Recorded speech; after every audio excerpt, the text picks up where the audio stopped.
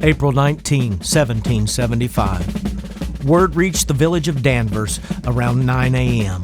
The shouts of angry men broke the cool spring air that morning as wives and loved ones helped gather their powder horns, their musket balls, and their trusted flintlocks. Some had a canteen.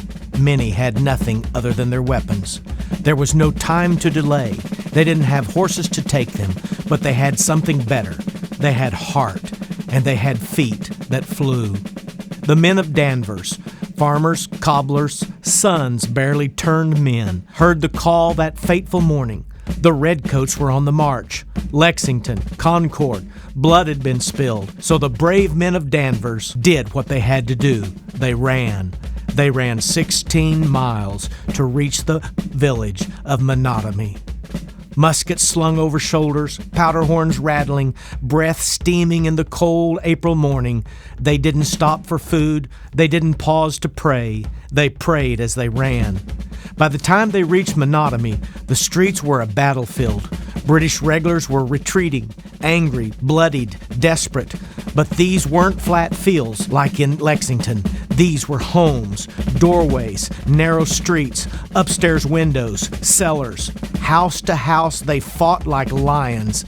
The Danvers men took their stand in the thick of it, shoulder to shoulder with militiamen from Woburn, Medford, and Charlestown. The smell of smoke, the cries of the wounded, the thunder of musket fire filled the streets.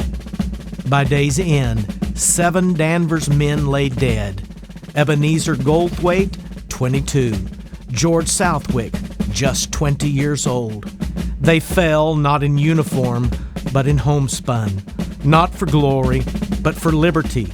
And they remind us, freedom doesn't begin with kings and congresses. It begins with men who run toward the fight. Jesus once said in John 15, verse 13, "Greater love hath no man than this, that a man lay down his life for his friends." And on that day in Monotony, the Danvers men ran 16 miles.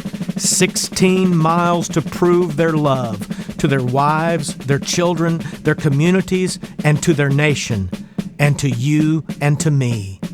How much do you love those around you? To what lengths would you go to tell them of liberty in Jesus Christ? How far would you run with a heart full of urgency to rescue the perishing and care for the dying? Jesus is calling us to obey His commandment that you love one another as I have loved you.